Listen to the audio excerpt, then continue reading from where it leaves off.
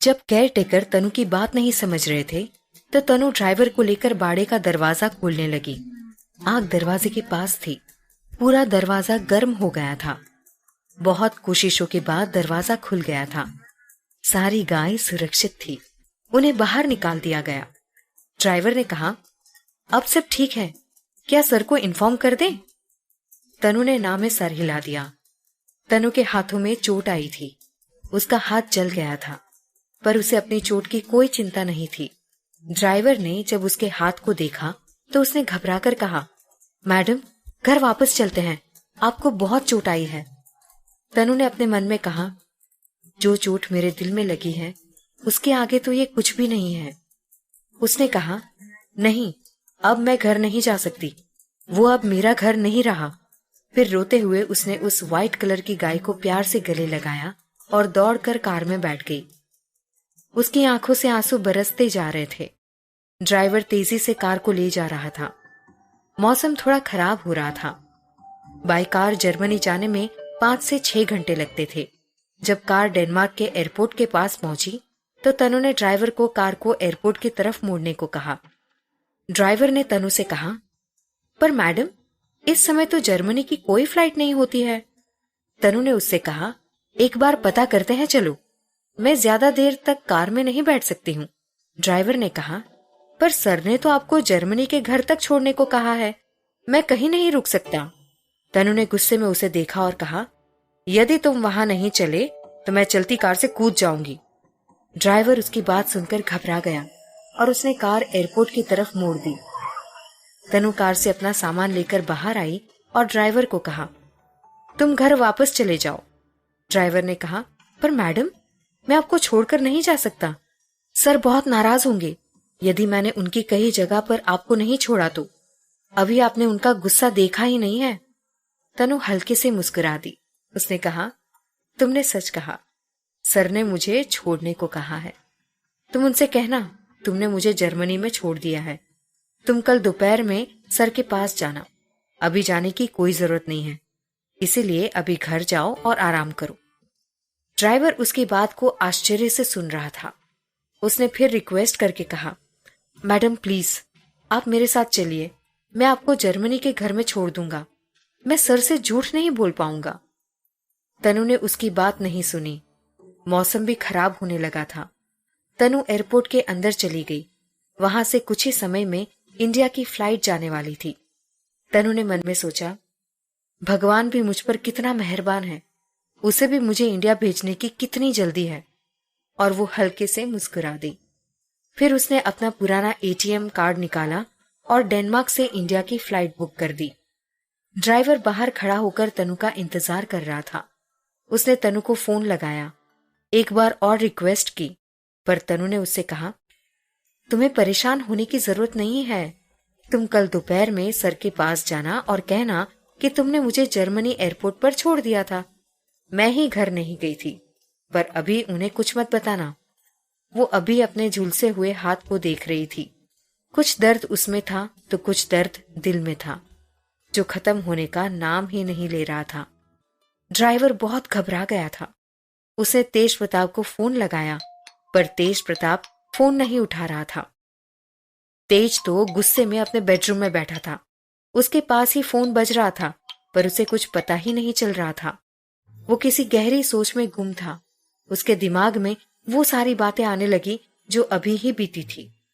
जब तेज प्रताप ने फोन नहीं उठाया तो ड्राइवर ने अरुण को फोन लगाया। अरुण किसी काम से आज ही इंडिया पहुंचा था। ड्राइवर ने उसे वहां की सिचुएशन बताई। अरुण उसकी बात सुनकर घबरा गया। उसने कहा, तनुजा मैडम को तुमने वहां क्यों छोड़ा? सर बहुत गुस्सा करेंगे। तुमने उन्हें अकेले क्यों जाने दिया? तुम तो जानते हो, जब सर का गुस्सा दूर होगा तो वहां जर्मनी जरूर जाएंगे तनुजा मैडम से मिलने। ड्राइवर कुछ नहीं बोला।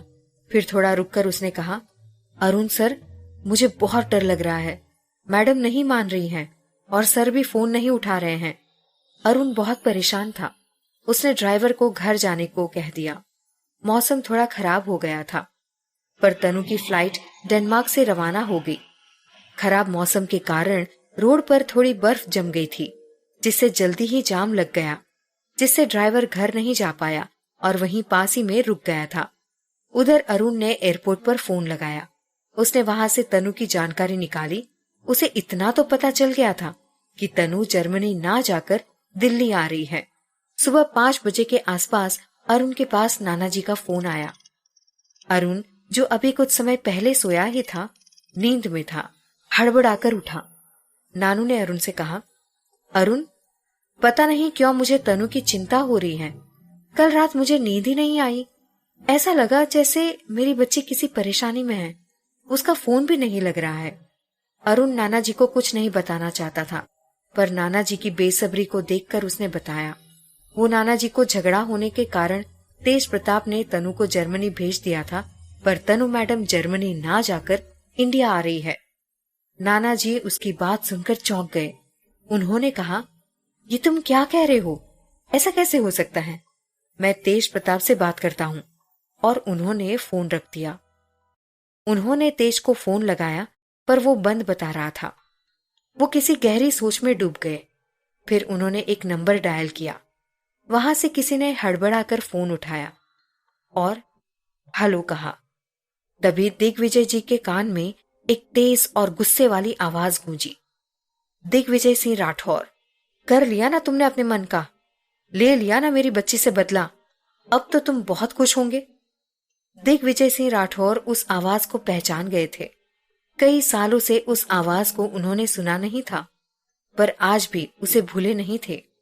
पर पता नहीं क्यों इतने साल बाद वनराज, जो उनका सबसे अच्छा दोस्त था, उसने फोन लगाया तो उन्हें कुछ अनहोनी की आशंका होने लगी। उन्होंने घबराते हुए कहा, वनराज, तुमने मुझे फोन क्यों लगाया? वनराज सिंघानिया बोले, तुम्हारी नाक के नीचे इतना कुछ हो गया और तुम्हें पता ही नहीं है? तूने क्यों मेरी बच्ची को घर से निकाल दिया? दिग्विजय राठौर हड़बड़ाकर बोले, तुम किसकी बात कर रहे हो? मैंने किसी को घर से नहीं निकाला।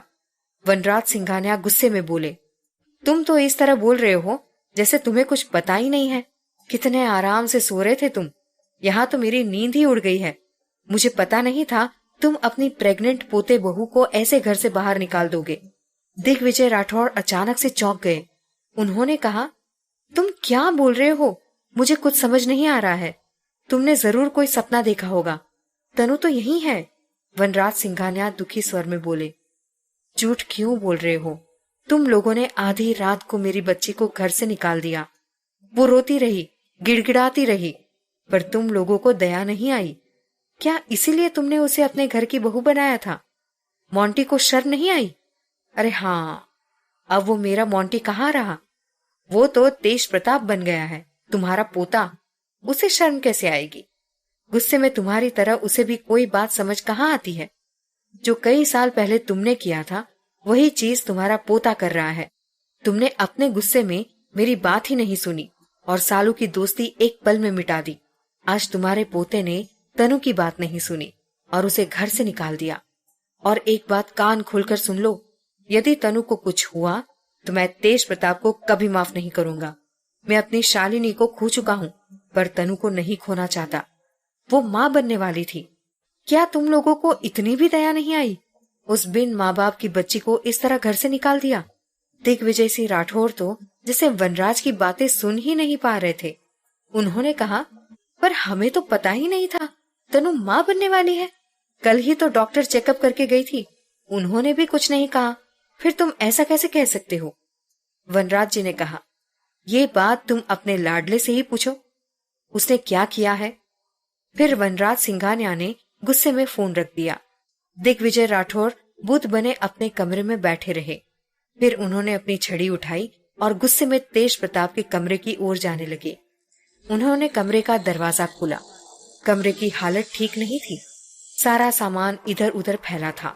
तेज, जिसने कभी भी गुस्से में अपने सामान को नहीं तोड़ा था, उसने आज हर सामान तोड़कर रख दिया था। तेज प्रताप के गुस्से में सारा सामान फैला दिया था। दिग्विजय राठौर ने वही दरवाजे से गुस्से में तेज प्रताप से कहा, तेज प्रताप, तुमने तनु के साथ क्या किया? तेज प्रताप, जो पलंग पर किसी सोच में गुम था, अचानक ही हड़बड़ाकर खड़ा हो गया। उसने दादाजी को देखा। उसने तनु को घर से तो निकाल दिया था, पर सबका सामना कैसे करेगा ये उसने नहीं सोचा था। दादाजी फिर बोले, मैंने पूछा तुमने तनु के साथ क्या किया, क्या बिगाड़ा था उसने जो तुमने उसे आधी रात को घर से निकाल दिया। तेज प्रताप आश्चर्य से दादाजी को देख रहे थे कि दादाजी को कैसे पता चला। उसे समझ नहीं आ रहा था। दादाजी फिर गुस्से में बोले, तुम सोच रहे होंगे तुमने नहीं बताया तो मुझे कैसे पता चला। अब जल्दी बताओ क्या कारण था, तुमने तनु को घर से क्यों निकाला। तेज प्रताप गुस्से में बोला, वो माँ बनने वाली थी। दादाजी उससे बोले, तो इसमें गुस्सा होने वाली क्या बात थी, वो तुम्हारी पत्नी थी और यदि माँ बनने वाली थी तो इसमें गलत क्या था। तेज प्रताप गुस्से में बोला, ये बच्चा मेरा नहीं था दादाजी। दादाजी उससे गुस्से में बोले, चुप रहो तुम, तुम्हारा नहीं था तो किसका था, आसमान से टपका था कोई। तेज प्रताप बोला, मुझे पता नहीं, शायद विक्रम का था। दादाजी तेज प्रताप के पास आए और तेज प्रताप को छड़ी से मारकर बोले, तुम्हें शर्म नहीं आई अपनी पत्नी के बारे में ऐसी बात करते हुए। तुम तो खुद अपनी पसंद की लड़की को शादी करके यहाँ ले आए थे। जब मर्जी आई उसे अपने साथ रखा, जब मर्जी आई उसे छोड़ दिया। हमने देखा है उसे घुटते हुए, और तुम, क्या उस पर तुम इतना भी विश्वास नहीं कर पाए। पूरी दुनिया भी कह दे तभी मैं उस पर विश्वास करूंगा, समझे तुम। तेज प्रताप आंखों में आंसू लिए दादाजी को देख रहा था।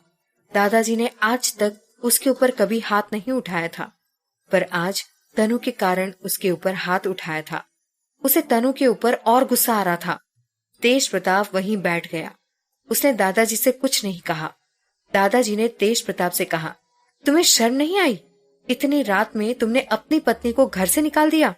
कम से कम हम सब का ख्याल तो किया होता, तुम हमें तो बुलाते, हम तुम दोनों का झगड़ा सुलझाने की कोशिश करते। तुम ऐसे तो ना थे, कैसे यकीन कर ले। उस पर तुम्हें विश्वास नहीं था, आखिर क्यों विश्वास नहीं था उस पर, बोलो, चुप क्यों हो। उस बिन माँ बाप की बच्ची के साथ तुम्हें ऐसा नहीं करना था। तुम्हें तो पता ही नहीं तुम्हारे बगैर कैसे रहती थी वो, तुमसे कितना प्यार करती थी। और एक तुम कहते हो वो तुम्हारा बच्चा नहीं है।